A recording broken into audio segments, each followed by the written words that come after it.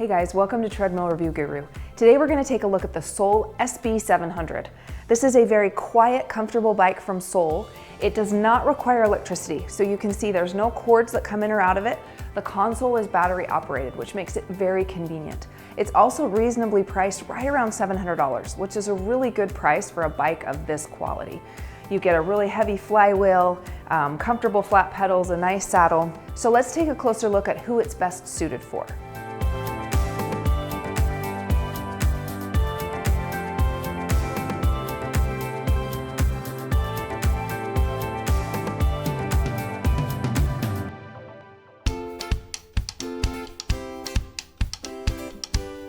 The Sole SB is best suited for people who are looking for something affordable, durable, and comfortable. So, as you can see, this is a very durable bike. It's an all steel frame. Sole backs it up with a full lifetime warranty on the frame, which just kind of reaffirms the fact that there's a lot of confidence in this bike. It holds up well. It's also well suited for people who want to not have to worry about technology. You just got a really simple console right here. It syncs with your pedals so that it gives you speed and wattage and stuff while you're riding, so that's really nice. But you don't have an attached touchscreen. It does not require a subscription. So you can use third-party apps if you would like to. It does include a tablet holder, but does not include a tablet. So you kind of have the flexibility to add whatever features and functionality you prefer in your favorite app, but you're not locked into a specific app with this bike.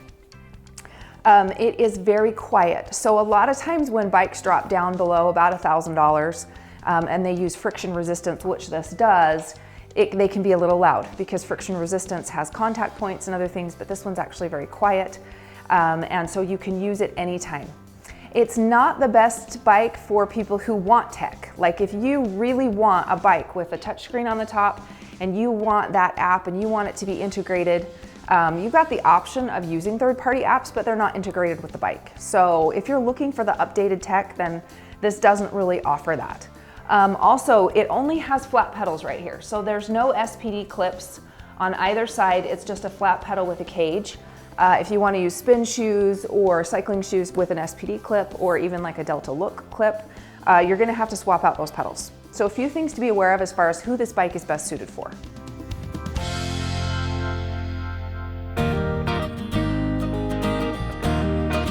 So let's take a look at the construction of the SB700.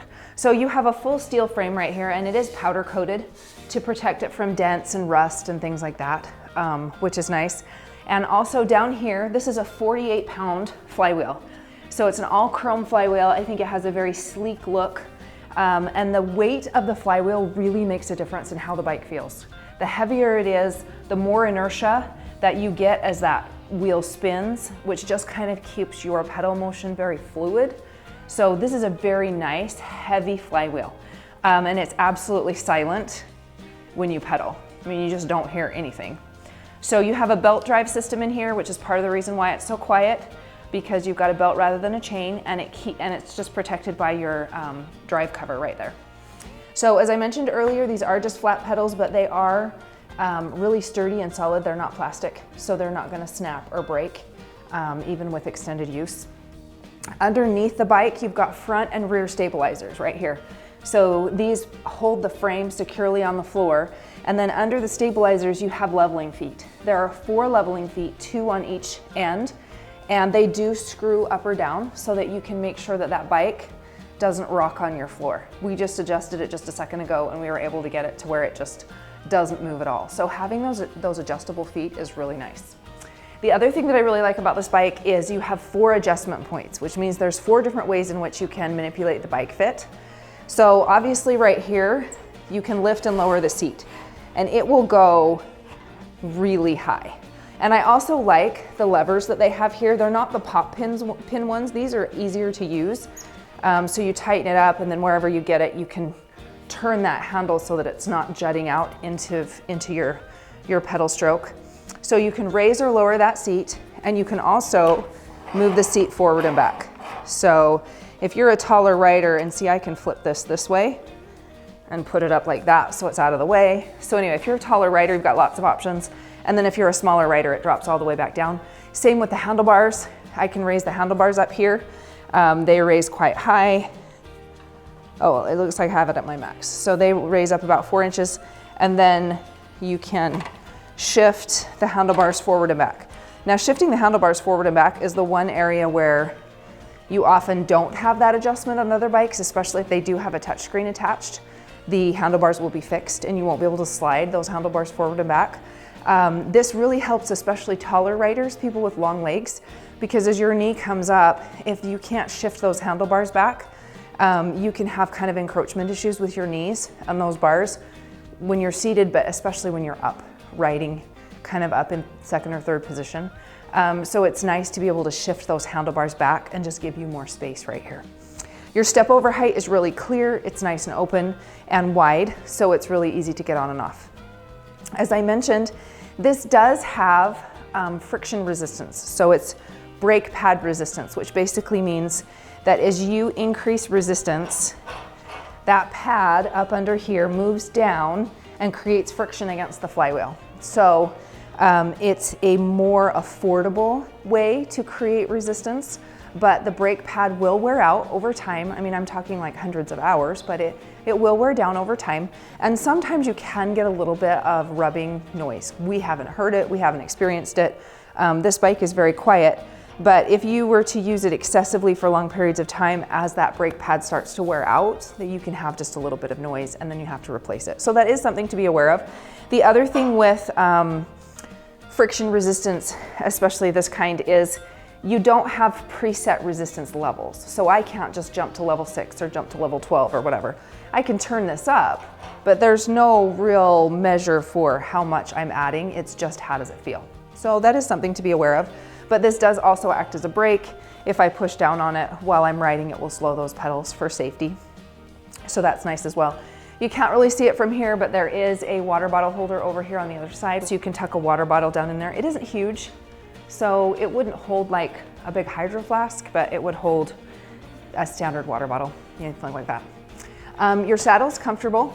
The one thing I will say about the saddle, I really like the design of it. The red material is kind of like a leather. I don't know if it's real leather or faux leather, but this fabric here is very soft and it's sweat resistant, but there is a little bit of friction. If you ride for a while, you can even hear as I rub it. It just makes a touch of noise, and you could possibly get some hot spots, get some friction points on that saddle. Not that it's uncomfortable, just this particular fabric creates a little more friction than like leather would or another type of kind of a racing saddle. So just something to be aware of depending on how long you plan to ride and if hot spots on the saddle are an issue for you. The battery is, or the console's battery powered, so that's really nice. And you do have a start button here, so as soon as you stop riding, you can turn it off and replace those batteries. And down under here, you can adjust the angle of that console. So also a nice feature, you just tighten it along the back and it will stay there. And then you do have the tablet holder with that adjustable clip. So it's not spring loaded. You have to lift it up, put your tablet in there, and we'll show you that in a minute, and then drop it back down. So this bike does not require electricity and it does not require any internet connection. So it will support up to 300 pounds. So it's a good option for most size riders. And the bike itself weighs about 114 pounds. So it's not super, I mean, it's heavy, but you can lift it and you have front wheels right up there, so I can roll it if I need to. So it's not difficult to move. And the weight really keeps it sturdy on the floor. The overall footprint, when I lift it all the way up, it's about 42 inches high. And it is only 21 inches wide. So very narrow, doesn't take up much of a footprint. And then it's about 40 inches long. As I mentioned, Sole covers this with a really impressive warranty. You've got a full lifetime warranty on the frame. And then 3 years on parts and electronics, but your parts and electronics are very simple. Basically, it's just the console, and then if you had an issue with the pedals or something. And 1 year coverage for all labor.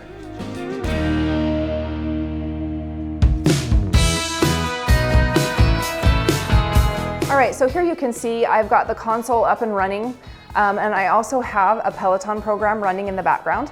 So the tablet does not come with the bike, so you do have to have your own tablet. And if you want to watch a third-party app, you have to have your own subscription. So I have a subscription to the Peloton digital app, so I've just pulled it up on my tablet. Now you'll notice that I do get metrics down here. As I'm pedaling, it's telling me my RPMs are 36. My total calories is about 437, and the time that I've been on the bike is 9:16. Over here, it will display a heart rate monitor. So it will sync with a Bluetooth heart rate monitor, and it will display right there on the console. So you can see that. And then you do kind of have different modes. You can adjust, see your speed down here, your distance, and then you're back to time. So you just kind of have a couple different modes that you can look at.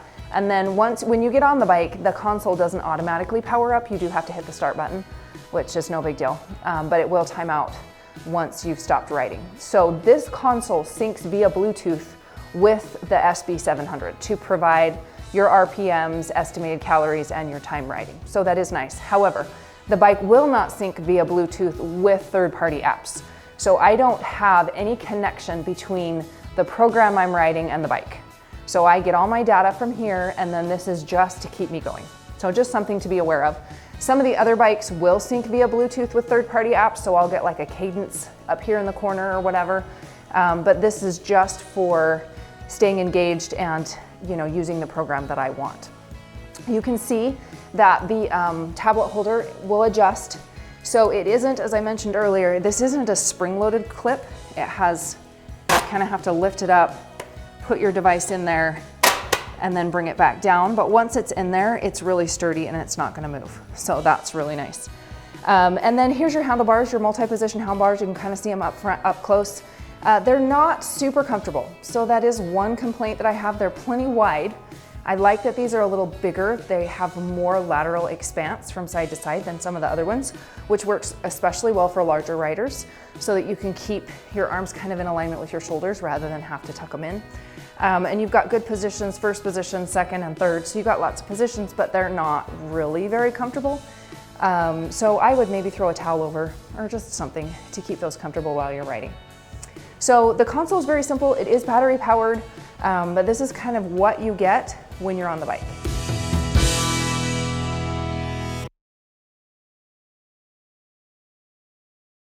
So let's take a look at the functionality of the SB700. I've adjusted the bike fit so it's perfect for me, which is really nice. You've got those 4 points of adjustment, and your resistance knob is right down here. I'm going to turn the resistance all the way down and pedal so you can hear it. So when I turn the resistance down, there is slightly less of that very, very subtle friction noise. You can hear that I'm pedaling.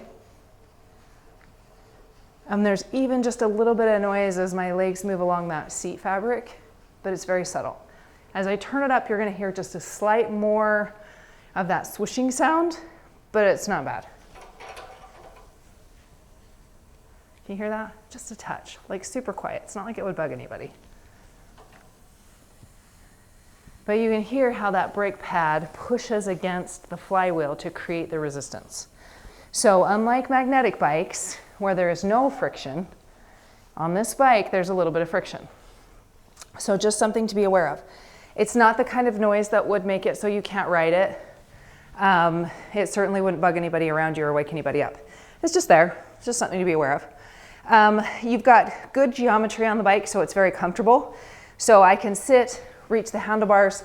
I've got multi-position handlebars right here. In the saddle, I'm comfortable and I can adjust that distance forward or back depending on what I need. So first position riding, I can put my hands on the inside, move them to the outside. Second position, the bike doesn't really move, feels very stable. And then out in third, I've got plenty of room up here. I can also, you can see I can shift those handlebars back if I need to. So regardless of the position that you're in, the bike functions very well. There is just a touch of friction noise. It wouldn't be anything that I would be concerned about. This does act as a brake. So if I press down on that, it's gonna stop my pedals. And I'm gonna spin those pedals real quick and show you how that works. So that's just a safety feature. Most of the time when you're riding an indoor bike, you don't need a brake, you just slow down. But if your foot slips out or you have to get off all of a sudden or something, It just keeps you from getting those pedal strikes where the pedal will come back up and hit your shin. So that's nice as well. I do like the multi-position handlebars. You've got lots of different options for different grips. You could even pull those handlebars up and drop down into more of an aero style riding, a little more aggressive position. But they're not really soft. So they've got a little bit of coating on them that just keeps them protected, sweat-proof, stuff like that. But they're not as soft as maybe some of the other bikes that we've used. So if that's an issue for you, you can always just drape a towel, which a lot of people do anyway, to catch sweat. So just kind of something to be aware of as far as the overall functionality.